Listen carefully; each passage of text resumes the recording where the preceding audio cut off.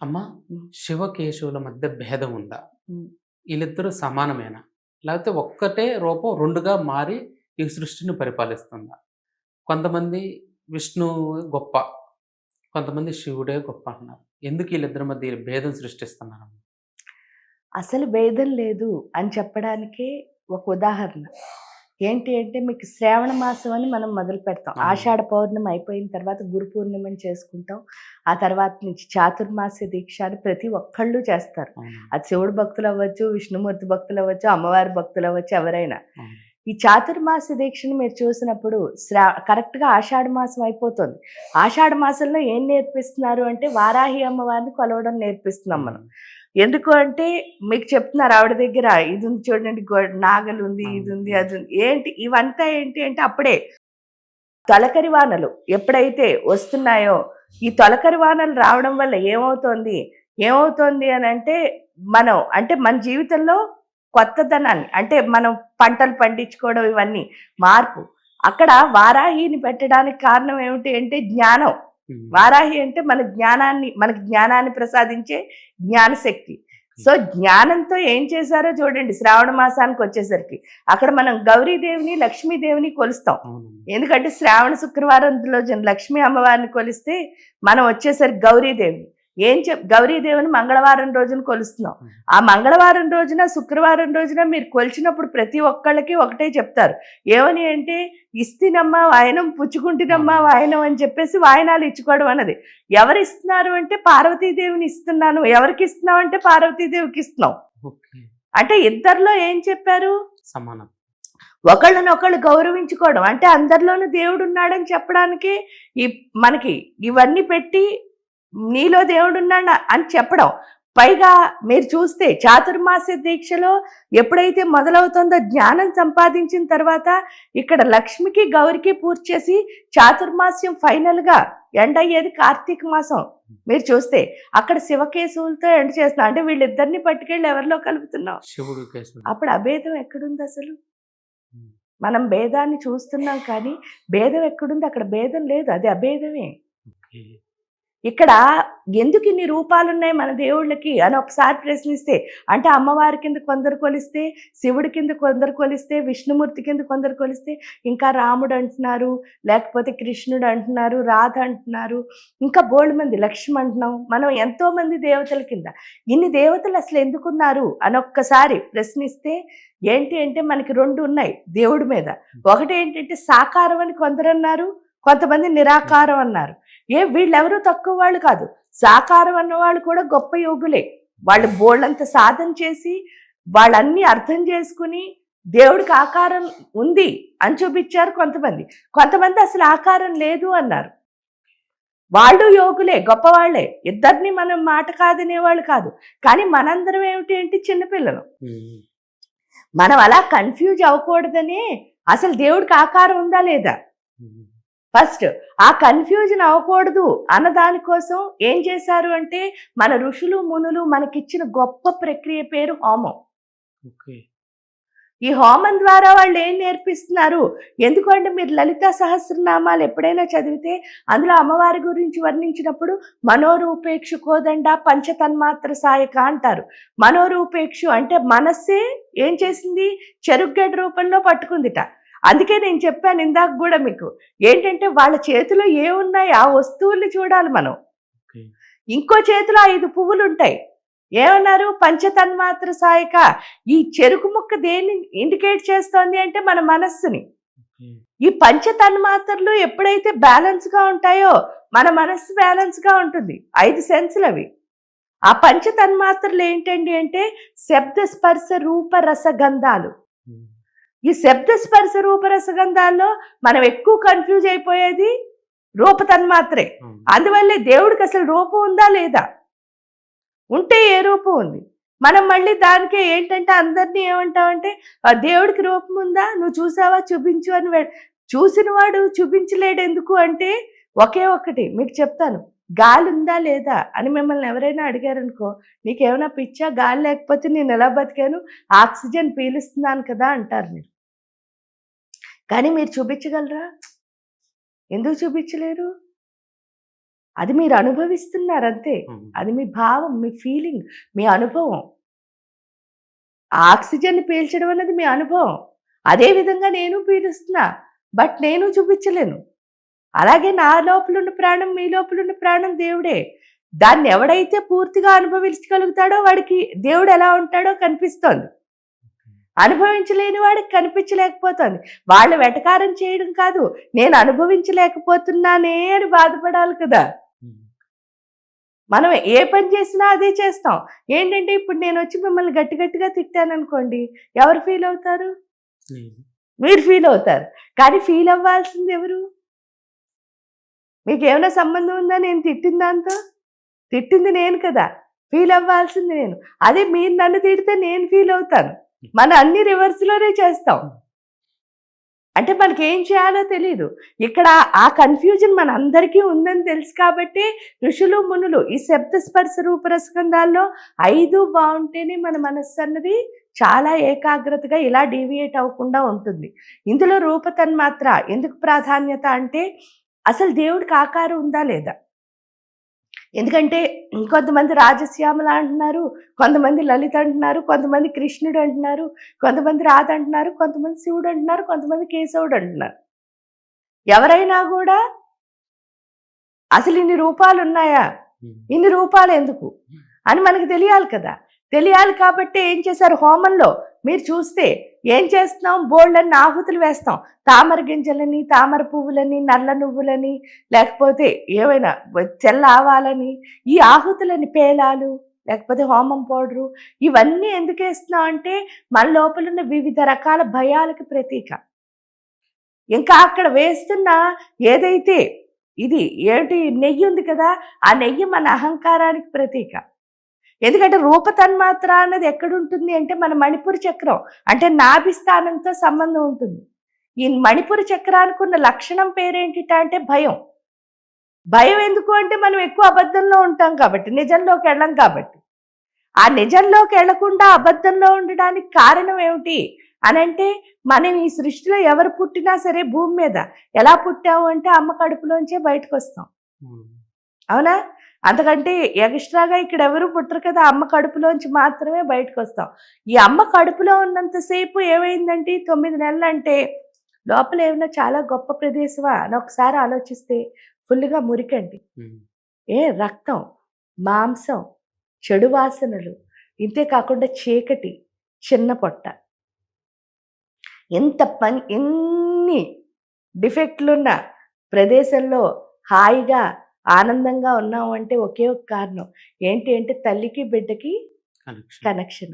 మా అమ్మ నాతో ఉంది అనే సెక్యూరిటీతో 9 నెలల లోపల ఉండిపోతాం. అన్ని చెడ్డగా ఉన్నా సరే, మనకు నచ్చని ఉన్నా సరే.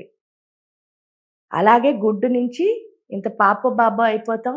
అయిన తర్వాత 9వ నెల అవగానే బయటికి పంపించారు. ఈ బయటికి రాగానే ఫస్ట్ కట్ చేసేసేది ఏంటి అంటే ఈ తల్లికి బిడ్డకి ఉన్న సంబంధమే.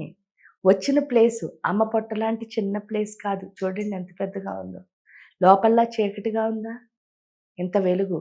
ఈ లోపలంతా మురికి, నీరు, వాసనలు, కంపులు.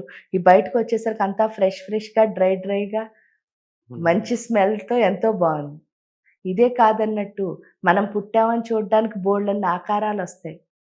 పెద్దమ్మలు, పిన్నులు, బాబాయిలు, చుట్టాలు, ఫ్రెండ్స్ అందరూ. ఇలాంటి ఆకారాలు ఎప్పుడైనా లోపల చూసామా? అన్నీ కొత్తగా ఉన్నాయి. చీకటి, వెలుగు మారిపోయింది. బ్యాడ్ స్మెల్స్, గుడ్ స్మెల్స్ మారిపోయాయి. వాటరీగా ఉండేది డ్రైగా అయిపోయింది. చిన్న ప్లేసు, పెద్ద ప్లేసు. లోపల చూడని ఆకారాలన్నిటినీ ఒకేసారి చూశారు. ఇన్ని ఒకేసారి చూసేసరికి మనకి ఎవరు లేరు? అమ్మలేదు. ఆ క్షణం నుంచి అందుకే ఫస్ట్ పుట్టగానే ఏడవడానికి కారణం అమ్మలేదు, ఎవరూ లేరు, నేను ఒంటరి. ఆ ఒంటరితనంతోనే బతికేస్తాను లైఫ్ అంతా. అలా బతుకుతూ ఉండడం వల్లే ఆ భయంతో మనం ప్రకృతికి ఏమవుతాం స్లోగా ఇన్సెక్యూరిటీ అనమాట. వీళ్ళు మోసం చేస్తారేమో, వాళ్ళు మోసం, అందరినీ మనం ఎలా చూస్తాం? ఎవరిని నమ్మం. ఈ సృష్టిలో ఎవరిని నమ్మట్లేదు అనుకుంటూ ఫైనల్గా ఎవరిని నమ్మట్లే, మనమే నమ్మం. అలాంటి మనకి ఏం చేశారు అంటే మన భయం ఏదైతే ఉందో ఇన్సెక్యూరిటీ అంతటినీ వేసేస్తున్నాం. అహంకారాన్ని నెయ్యి రూపంలో వేసేస్తున్నాం. మొత్తం అంతా ఏమైపోతుంది? బూడిదైపోతుంది. బూడిద ఇక్కడ హోమంలో ఉన్న ప్రత్యేకత ఏంటంటే మంత్రంతో బూడిద ఎప్పుడు కలుస్తుందో అది విభూది అయిపోతుంది. అంతకు ముందు బూడిదే అది. మంత్రం కలవగానే అది ఏమవుతుంది? విభూది అవుతోంది. ఆ విభూది ఎప్పుడైతే అయిపోయిందో ఇక్కడ ఏమవుతోంది అని అంటే, విభూది అంటే అర్థం తేజస్సు అని. అర్థమైందా? తేజస్సు అంటే ఇప్పుడు చూడండి, మనలో చెడ్డంతా బయటకు ఎప్పుడైతే పోయిందో మన ఆత్మకి ఏమొస్తుంది? కాంతి వస్తుంది. అర్థమైందా? ఆ కాంతి వచ్చిన ఒకటిను ఇంకోటి కూడా ఉంది. అగ్నికి 2 లక్షణాలు. ఒకటి ఏ వస్తువుని వేసినా సరే బూడిదే అవుతుంది. అవునా? అంటే దాని రూపం అన్నది మారిపోతుంది. రెండో చోటకు వచ్చేసరికి ఏమవుతుంది అంటే, అగ్నికి ఉన్న లక్షణం ఒక చోట అంటుకుంటే అక్కడ నుంచోదు అది. అలా కలుపుకుంటూ వెళ్ళిపోతుంది. అంటే కనెక్షన్ అన్నది ఉంది. ఇప్పుడు ఇప్పుడు నాలో కాంతిని పెంచుకుని దేంతో కలుస్తున్నాను అని అంటే ప్రకృతితో కలవడం నేర్పిస్తోంది. అప్పుడు ప్రకృతిలో ఉన్న ప్రతి ఒక్క దాంతోనే ఎప్పుడైతే కలిసానో, ఇది వరకు నా భయం వల్ల నేను ప్రాబ్లమ్స్ తెచ్చుకున్నాను తప్ప, ప్రతి ఒక్కటి కూడా ఎవరి స్వరూపం అంటే మా అమ్మ స్వరూపమే. ఎందుకంటే ప్రకృతి అంతా అమ్మే. ఏడు స్త్రీ పురుషుల అభేదంలే. నా కళ్ళకి ఏది కనిపిస్తే అదే నాకు తల్లి. అది అర్థం చేసుకునే స్థితి వస్తుంది. అది ఎప్పుడైతే వచ్చిందో అప్పుడు మనకి పూర్తిగా మెచ్యూరిటీ అన్నది రావడం మొదలుపెట్టిన తర్వాత, హోమం చెయ్యగా అర్థమయ్యేది ఏంటి అంటే, దేవుడికి ఆకారం ఉందా లేదా అన్నదానికి మరి ప్రశ్న ఫస్ట్ అక్కడే కదా మొదలయ్యాం. దానికి సమాధానం దొరుకుతుందిట. ఏమిటి అంటే, ఒక నీళ్లు ఉన్నాయనుకోండి, ఒక గ్లాసులో నీళ్ళని తీసుకున్నాం అనుకో, నీటి ఆకారం దేన్ని నిర్ణయిస్తున్నావు? ఒక బౌల్లో తీసుకుంటే బౌల్ ఆకారం, అలాగే ఒక బాటిల్లో తీసుకుంటే బాటిల్ ఆకారం. ఈ విధంగా ఏంటి అంటే, నీరు అన్నదానికి ఆకారం ఉందా? స్వతహాగా లేదు. కానీ పాత్రని బట్టి దానికి ఏమొచ్చేస్తుంది? ఆకారం వస్తుంది. అదే విధంగా దేవుడు అంటే ఒక శక్తి. అది ఎవరిలో పోసుకుంటే వాళ్ళలా కనిపిస్తుంది. అందుకే కృష్ణుడు కూడా భగవద్గీతలో చెప్తారు, నువ్వెలా చూడాలనుకుంటే నేను అలా కనిపిస్తాను. అప్పుడు ఇక్కడ విష్ణుమూర్తి, శివుడు, అమ్మవారు దెబ్బలాడుకోవడానికి ఏం లేదు. నాకు ఎలా నచ్చితే నేను అలా చూస్తున్నాను అంతే. కానీ దేవుణ్ణి నిజంగా మనం కోరుకోవాల్సింది ఏంటి అంటే, నేను ఎలా చూడాలనుకుంటానో అలా కనిపించడం కాదు. నువ్వెలా ఉంటావో అలా కనిపించు. అప్పుడు నిజమైన ఆకారాన్ని మనం చూడగలుగుతాం. అది హోమం వల్ల అర్థమవుతుంది. అదేమిటి? ఇప్పుడు ఆ శక్తిని మీలో నింపుకుంటే మీలా కనిపిస్తుంది. అప్పుడు మీరు దేవుడు అవుతారు. ఇంతమంది దేవుళ్ళు ఎందుకున్నారు అంటే, ఆ హోమం ఆ అమ్మవారితో కనెక్ట్ అయ్యి ఆ శక్తిని ఎవరు నింపుకుంటారో, ఆ దేవతతో, ఆ దేవుడితో, లేకపోతే విష్ణుమూర్తితో, ఆ శివుడితో, ఎవరితో అయినా సరే, ఎవరైతే కనెక్ట్ అయ్యి వాళ్ళలో ఆ శక్తిని నింపుకుంటున్నారో వాళ్ళు దేవుడు అయిపోతున్నారు. అంటే మనలో ఉన్న రాక్షస గుణాలు తొలగిస్తే మనం దేవుడే. ఇన్ని దేవుళ్ళు ఎందుకున్నారు అంటే, ఎవరు నింపుకుంటే వాళ్ళు దేవుడు. మన హిందూ ధర్మం అదే చెప్తోంది గొప్ప. ఏంటంటే, కనిపించిన ప్రతి దాంట్లోనూ దేవుణ్ణి చూసే శక్తి. అప్పుడు ఇంతమంది దేవుళ్ళు ఉన్నారని మనం నవ్వుకోవడం కాదు, మనం ప్రతి దాంట్లోనూ చూడగలిగే స్థితిని హోమం వల్ల మనకి ఇస్తున్నారు. అంటే ఆ జ్ఞానాన్ని ఎవరు సంపాదించాలి? అప్పుడు విష్ణువు గొప్ప, శివుడు గొప్ప, అమ్మవారు గొప్ప, ఇంకేమి లే, అందరూ ఒకటే. మనం ఏ రూపంలో కొలిస్తే ఆ రూపంలో. ఇదొక శక్తి. అది తెలుసుకుంటే సరిపోతుంది. అది కాకపోయినా లలితా సహస్రం చదువుతున్నారు, ఏమన్నారు? విష్ణుమాయా విలాసిని అన్నారు అమ్మవారిని, పద్మనాభ సహోదరి అన్నారు, నారాయణి అని పిలిచారు. అంటే ఏంటి? విష్ణుమూర్తి యొక్క చెల్లులా. ఆయన్ని మాధవ అంటే ఈవిడ్ని మాధవేశ్వరి అన్నారు. అలా చూసినా మనం డిఫరెంట్గా చూస్తామండి. నాకు విష్ణుమూర్తి అంటే ఇష్టం, నాకు శివుడు అంటే ఇష్టం, నాకు అమ్మవారు అంటే ఇష్టం. దెబ్బలాడుకోవడానికి ఏమీ లేదు. ఇప్పుడు మీ ఇంట్లో ఉన్నారు, మీ చెల్లి ఒక ఆవిడ ఉన్నారు, ఆవిడ భర్త ఉన్నారు. ఇప్పుడు నేను గొప్ప, వాళ్ళిద్దరూ వేస్ట్ అని మీరు చెప్పగలరా? ఎందుకంటే మీ ముగ్గురు మధ్యలో ఏముంది?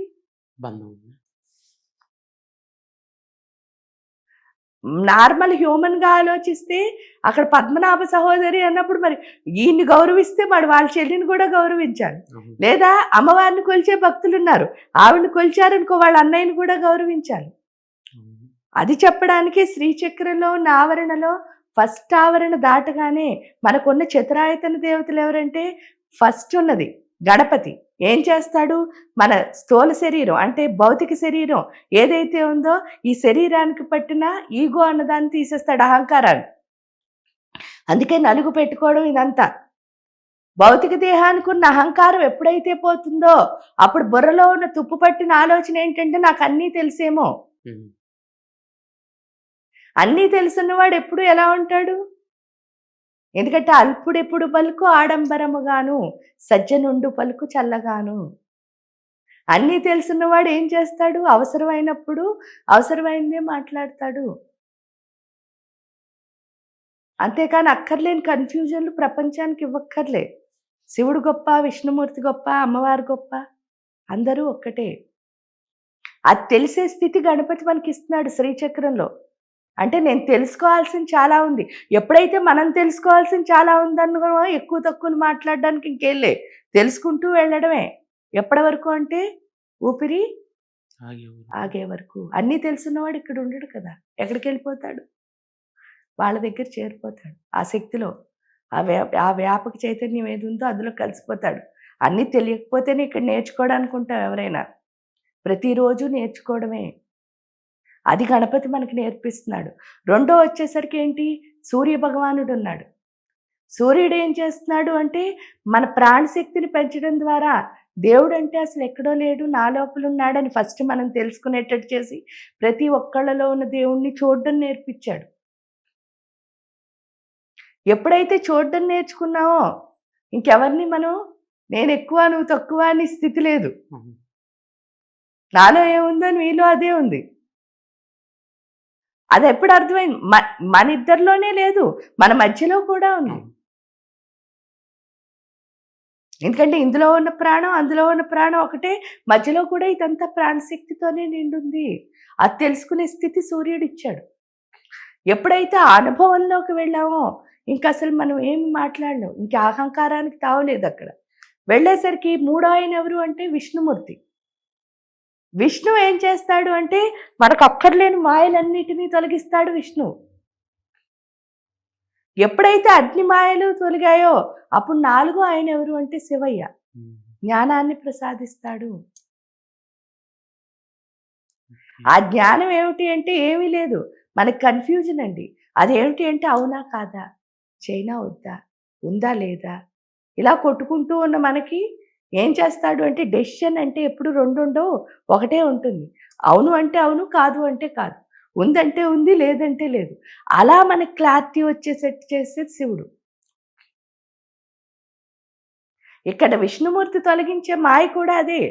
కన్ఫ్యూజన్ ఎప్పుడైతే పూర్తయిందో డెసిషన్కి వచ్చేస్తాం. ఆ డెసిషనే శివుడు.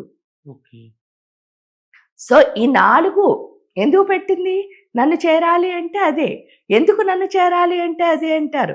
ఈ సృష్టిలో అన్నిటికంటే ఏ జీవికైనా సరే, ఇప్పుడు అమ్మవారు గొప్పదా, శివుడు గొప్పదా, అందరూ గొప్పవాళ్లే, అందరూ ఒక్కటే. కానీ మన జీవితానికి మాత్రం ఫైనల్ ఏంటి అంటే ఒకే ఒక నిజం ఉంటుంది. ఏంటా నిజం అంటే నేను అమ్మ పొట్టలోంచి వచ్చానన్నదే నిజం. మిగతావన్నీ నమ్మకాలే. ఈ నిజం ఏం చేస్తోంది? ఈ నమ్మకాలన్నిటినీ నిజం కింద చూపిస్తోంది. అంటే ఈ ఒక్క నిజాన్ని నమ్మితే చాలు, మనం మొత్తం అన్ని నిజాన్ని నమ్మగలుగుతాం, మనం నిజంలో ఉండగలుగుతాం. అది చెప్పడానికే చూడండి లలితా సహస్రంలో బండాసురుడు ఎప్పుడూ అందరి బుర్రలోనూ ఉంటాడు. అందుకే బండాసురుడు వధోద్యుక్త శక్తిసేన సమన్విత. ఈ బండాసురుడు ఎలా తయారయ్యాడు అని ఒకసారి చూస్తే హరనేత్రాగ్ని సందగ్ధ కామ సంజీవన ఔషధి అంటే ఏమైందిట? పార్వతీదేవికి శివుడికి పెళ్లి చేద్దామని మన్మధుడు బాణం వేస్తాడు. శివుడు మూడో కన్ను తెరుస్తాడు. తెరిచేసరికి మన్మధుడు కాస్త బూడిదైపోయాడు. ఆ బూడిద బూడిద ఏదైతే అయిపోయిందో దానిలోంచి తమో గుణం ఏదైతే ఉందో ఆ తమో గుణమే బండాసురుడు అంటే. ఇక్కడ మన్మధుడు ఏమిటి అంటే చాలా స్పీడు, బుర్ర అంటే చాలా మంచిగా పనిచేసి బుర్ర. అందువల్ల ఈ బండాసురుడు ఏంటి అంటే మందబుద్ధి. ఆ మందబుద్ధి మనలో పోవాలి కాబట్టి ఏం చేసింది? ఫస్ట్ మహాగణేశ నిర్భన్న విఘ్నయంత్ర ప్రహర్షిత. ఒరే నీ విఘ్నాలకు కారణం అంటే నువ్వు ఏ పని చేస్తున్నా అవడం ప్రతిదానికి ఏదో ఒకటి ఆటంకమే. ఆ ఆటంకానికి కారణం ఏంటంటే నీకున్న డౌట్సే. అది చెప్పడానికే అక్కడ గణపతిని పెట్టింది. ఫస్ట్ గణపతిని ఎందుకు తీసుకొచ్చింది బండాసురుడు పుట్టగానే? అమ్మవారు లలితా సహస్రంలో వరుసగా ఏంటంటే మన బుర్ర ఎలా మారాలో చెప్తారమ్మా. ఆ లలితా సహస్రం అందుకే నేను ఎప్పుడు చెప్తా, లలితా సహస్రం చదువుతున్నానంటే చదవకండి. లలితా సహస్రం చదవకండి అంటే అందరూ లలితా సహస్రాన్ని చదవకూడదు. ఓకే. ప్రతి అక్షరాన్ని అనుభవించాలి. అనుభవిస్తేనే మనలో మార్పు వస్తుంది. ఎందుకంటే నీలో ఉన్న మందబుద్ధి పోవాలంటే గణపతిని ఎందుకు దించిందండి అనిపిస్తుంది మీకు ఫస్ట్. వాళ్ళలో మందబుద్ధి పోవడానికి. ఎందుకంటే గణపతిలో ఉన్నంత సూక్ష్మ బుద్ధి ఇంకెవరిలోనూ లేదు. ఎందుకంటే ఒక సిచ్యువేషన్ వచ్చింది మీరు చూస్తే అర్థమయ్యేటట్టు చెప్పడానికి. ఆ సిచ్యువేషన్ ఏంటంటే గణాధిపత్యం ఎవరికి ఇవ్వాలి అనుకున్నారు. అంటే ఇద్దరిలో ఎవరికి ఇస్తాను, కుమారస్వామికా ఈయనకా అని ఇద్దరికి ఓ పోటీ పెట్టారు. ఎవరు నెగ్గితే వాళ్ళకి ఇస్తానని అనేసరికి ఏమైంది, కుమారస్వామి పోటీ చెప్పగానే ఏంటి అన్ని నదుల్లోనూ స్నానం చెయ్యాలి అంటే చాలా ఫాస్ట్గా పరిగెట్టేశాడు. ఎలాగో వీడు ఓడిపోతాడన్న ధీమాతో. కానీ నేను ఓడిపోతానని నాకు తెలుసున్నప్పుడు, అంటే ఒక సిచ్యువేషన్లో మనం ఓడిపోతానని మనకు తెలుసున్నప్పుడు మన బుర్రతో మనం గెలవచ్చు. అది నిరూపించింది ఎవరు అంటే గణపతి. ఎందుకంటే కంగారు పడకూడదు. ఆ కంగారు పడకుండా నుంచుని ఏం చేశాడు, ఒకటి చదివాడు. ఎప్పుడో చదువుకున్నాను ఒక చోట, ఏమిటి అంటే కొన్ని వేల కోట్ల సార్లు నారాయణ మంత్రం చేయడం కంటే, భూమి చుట్టూ 21 సార్లు ప్రదక్షిణ చేయడం కంటే, ఏంటి సకల గొప్ప తీర్థాల్లో స్నానం చేయడం కంటే తల్లి తండ్రి చుట్టూ ప్రదక్షిణ చేస్తే సరిపోతుందని విన్నాను. ఈ యొక్క అంటే ఏంటి అంటే ఇప్పుడు వచ్చిన ఈ పోటీకి ఇది సరిపోతుందా తండ్రి అని వినయంగా అడిగట ఎవరైతే పోటీ పెట్టాడో ఆయన్ని. ఆ సిచ్యువేషన్లో ఎవరైనా ఏం చేస్తారు, మామూలుగా మనమైతే కంగారు పడిపోయి బుర్ర ఆలోచించదు. కానీ అలాంటి సిచ్యువేషన్లో, ఓడిపోయే సిచ్యువేషన్లో బుర్ర ఆలోచించి ఏం చేశాడు, ప్రదక్షిణ చేశాడు. తండ్రి ఒప్పుకున్నాడు. ఎందుకంటే వాడు బుద్ధికి ఒప్పుకున్నాడు. ఎప్పుడైనా ఒక టీముని లీడ్ చేయాలంటే ఏముండాలి, అలాంటి బుద్ధి ఉండాలి. అందుకని ఏదైతే మందబుద్ధి ఉందో బండాసురుల్లో అది పోగొట్టడానికి ఫస్ట్ గణపతిని తీసుకొచ్చి వాళ్ళలో ఉన్న మందబుద్ధిని పోగొట్టడానికి చూసింది. చూసిన తర్వాత వాడికి బోల్డ్ అని డీవియేషన్స్ ఉన్నాయి. ఈ మందబుద్ధి వదిలిచ్చినా సరే ఏంటి మన బుర్ర అంతే. ఆ డీవియేషన్స్ ఏంటి చూడండి. ఇప్పుడు పూజ చేద్దామని కూర్చున్నారు, సపోజ్ పూజ అని కాదు, పిల్లలు చదువుకుందామని కూర్చున్నారు. ఎవరో ఫ్రెండ్స్ ఫోన్ చేసి ఏం చెప్తారు, ఆ టీవీలో ఏదో సినిమా వస్తుంది అంటారు. వెంటనే వీళ్ళు బుక్ ఏం చేస్తారు, పక్కన పెట్టి టీవీ చూస్తారు. దానివల్ల ఏమవుతుంది, మీరు చేయాలనుకున్న పని మీరు చేయట్లేదు. ఎందుకంటే ఇంద్రియాల మీద నిగ్రహం లేదు. అది తేవడం కోసమే ఏం చేసింది, కరాంగుడి నకోత్పన్న నారాయణ దశాకృతి అంటే ఒక్కొక్క వేలు గోరు నుంచి, చేతులు వేరు గోరు నుంచి ఒక్కొక్క అవతారాన్ని సృష్టించింది. దశావతారాలు. ఎందుకండి అది అంటారు, విష్ణు మాయను తొలగిస్తాడు. అంటే ఈ డీవియేషన్స్ అన్ని పోగొట్టి మనకేమిస్తాడు, ఫోకస్ అన్నదాన్ని ఇస్తాడు. అది చెప్పడానికే రాసలీల చూపించాడు. అది చెప్పడానికే అర్జునుడి యొక్క రథాన్ని తోలాడు. డీవియేషన్ ఎప్పుడు వచ్చిందో అప్పుడు ఏం చెప్పాడు, భగవద్గీత చెప్పాడు. డీవియేట్ అవ్వకుండా అది గీత అంటే ఏంటి, ఆయన తలరాతనే మార్చింది కదా ఇక్కడ. సో ఇక్కడికి వచ్చేసరికి ఏమైందో చూడండి మీరు. ఎప్పుడైతే ఈ నారాయణ దశాకృతి ఎందుకు 10 అవతారాలు సృష్టించింది అది కూడా ఉంది. ఎటు నుంచి అంటే 8 దిక్కులు కింద పైన, ఎటు నుంచి కూడా వీడికి డీవియేషన్ రాకుండా ఏకాగ్రత ఉండాలి అని చెప్పేసి దశావతారాలను సృష్టించి వీడి మాయలన్నిటినీ తొలగించింది. అంటే ఏ ఆకర్షణకి లోనవ్వకుండా ఉండేటట్టు. తర్వాత ఏం చేసింది, ఫైనల్గా కామేశ్వరాస్త్ర నిర్దగ్ధ సబండాసుర శూన్యక అంటే కామేశ్వరుణ్ణి అస్త్రం కింద చేసి వాడి బుర్రలో ఉన్న జ్ఞానాన్ని పూర్తిగా ఎప్పుడు పెట్టావో వీళ్ళలో ఉన్న అల్పత్వం అంతా ఏమైంది, వెళ్ళిపోతుంది. అంటే గణేశుడు ఏం చేశాడు, బుర్ర పనిచేసేటట్టు చేశాడు. విష్ణుమూర్తి వచ్చి ఏం చేశాడు, మాయలన్నీ తొలగించి నిజం వైపు కన్ఫ్యూజన్ పోగొట్టాడు. క్లారిటీ ఇచ్చాడు విష్ణు. ఎప్పుడైతే క్లారిటీ ఇచ్చాడో, ఫోకస్ ఏకాగ్రత వచ్చిందో, పూర్తిగా మన లోపలికి ఏం తెచ్చుకోవాలి? జ్ఞానం. అదే కామేశ్వరాసుర నిర్దగ్ధ సబండాసురుడు. ఎప్పుడైతే జ్ఞానం వచ్చిందో మనం దేని వైపు వెళ్ళాం? అమ్మో. నిజం వైపు వెళ్ళాం. అమ్మ అంటే నిజం అంతే. ఎందుకంటే ఎవరికైనా ఈ సృష్టిలో ఒక మనిషిని కాదు, ఏ జీవికైనా సరే నిజం ఏంటి అంటే తల్లే. నేను ఆ పొట్టలోంచి వచ్చానన్నది ఒక్కటే నిజం. ఓకే. మనం భూమి మీద పడగానే మిగతావన్నీ నమ్మకాలే. ఈ నిజం ఆ నమ్మకాన్ని నిజం కింద చేస్తోంది. అంటే మనం నిజం వైపు వెళ్ళేటట్టే ఇలా చేసుకుంటూ వచ్చారు చూడండి. అందుకే లలితా శాస్త్రం చదవకండి, అర్థం చేసుకోవాలి, అనుభవించాలి. అప్పుడు మన జీవితం ఏమవుతుంది? పరిపూర్ణం. మారుతుంది. మనం ఎందుకు వచ్చాం ఇక్కడికి? మార్చుకోవడానికే, ఎవరిని మార్చడానికి కాదు. మనని మనం ఎందుకంటే నేను మారితే నా ప్రపంచం మారుతుంది. అంతేకాని మనం ఏం చేస్తాం? ప్రపంచం మారుద్దామని ట్రై చేస్తాం. ఈ మైండే దీనికి అర్థం అవ్వకపోతే మిగతా మైండ్లు ఏం అర్థం అవుతాయి?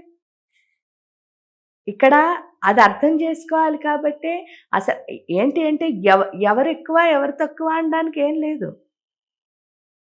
మీరు నిజంగా ఒక దేవుణ్ణి నమ్మారనుకోండి, అందులోనే మీకు అర్థం వచ్చేస్తుంది. విష్ణు సహస్రనామాలు చదవండి, అందులో ఉంటాయి అమ్మవారి గురించి, అయ్యవారి గురించి. శివ సహస్రనామాలు చదవండి, అందులో ఉంటాయి విష్ణుమూర్తి గురించి, అమ్మవారి గురించి. ఇక్కడికి వచ్చేసరికి ఆ లలితా శాస్త్రం చదివితే ఇప్పుడు చెప్పానుగా, మొత్తం 4 ఉన్నారుగా అక్కడ. ఇంకప్పుడు అలాంటప్పుడు ఎవరెక్కువ అన్నది అసలు లేదు, అందరూ ఒక్కటే. నా పరిస్థితి ప్రకారం నేను దేంతో వెళ్తే దాంతో వెళ్ళాలి. వీళ్ళందరూ నాకు హెల్ప్ చేస్తారు. అంటే ఈ డిఫరెంట్ శక్తులన్నీ నాకు సహాయం చేస్తున్నాయి. ఎందుకు అంటే నేను ముందుకు వెళ్ళడానికి. అంతే తప్ప ఇక్కడ ఏది అంటే మళ్ళీ కూడా ఈ ఎనర్జీ అంతా కలిపితే త్రిపుర రహస్యంలో చెప్తారు. ఏంటి అంటే మొత్తం ఇదంతా ఒక శక్తి కొండ లాంటిది. అందుకే దాన్ని మేరు పర్వతం అనుకోండి, లేకపోతే చైతన్య పర్వతం. మొత్తం అంతా ఈ గుట్టలోంచి ఒక్కొక్క పీసు పరమాణువులుగా అయి మళ్ళా వచ్చాం. మళ్ళీ ఇవన్నీ వెళ్ళి ఎక్కడ కలవాలి అంటే అక్కడే కలవాలి. కాబట్టి ఇక్కడ ఉన్నదంతా ఒక్కటే. ఇన్ని లేవు. ఇంక ఈ కొట్టుకోవడంలో ఏం చేస్తున్నామంటే అసలైన దాన్ని మనం పట్టుకోవటంలే. ఎందుకు? అది ఈగోయే కదా, అది కూడా అహంకారమే కదా. ఈ శరీరానికి ఎలా లోబడ్డామో అలాగే ఒక దానికి, ఎందుకంటే విష్ణుమూర్తి నమ్మామనుకోండి, విష్ణువు కూడా సర్వాంతర్యామనే చెప్తున్నారు కదా. అప్పుడు ప్రతి దాంట్లో ఉన్నది విష్ణువు అని నమ్మితే ఇంక వీళ్ళు ఎక్కువ వాళ్ళు తక్కువ అనద్దు. శివుడిని నమ్మారనుకోండి, శివుడు కూడా అదే చెప్తున్నారు కదా, సర్వాంతర్యామనే. అమ్మవారిని నమ్మితే అదే చెప్తున్నారు. అప్పుడు అన్ని చోట్ల ఉన్నప్పుడు ఆ విష్ణువులో ఈ శివుడు లేడా, ఈ శివుడిలో అమ్మవారు లేదా? అది ఒక్కటి తెలిసిందంటే అసలు ఇవన్నీ అవసరం లేదు. ఇదంతా అహంకారం తప్పితే ఏమీ లేదు. మనం సాధన చేయడం ద్వారా దాన్ని తొలగించుకుని మనం అనుకున్న దాన్ని చేరుకోవడమే ఇక్కడ నేర్చుకోవాల్సింది. అది ప్రతి ఒక్కళ్ళలోనూ మార్పు స్లోగా వస్తుంది. కాబట్టి ఎవరు ఎక్కువ అంటే ఇక్కడ ఎవరు ఎక్కువ కాదు, అందరూ ఒక్కటే. అంతా ఒక్కటే, అసలు అందరూ కూడా కాదు, అంతా ఒక్కటే. ఆ ఒక్కటే అయిన దాన్ని ఒక్కటే కింద చూడాలి అంటే మనలో మార్పు రావాలి. కాబట్టి మనం ఇలా వెళుతున్నాం అంతే, స్టెప్ వైజ్ కింద.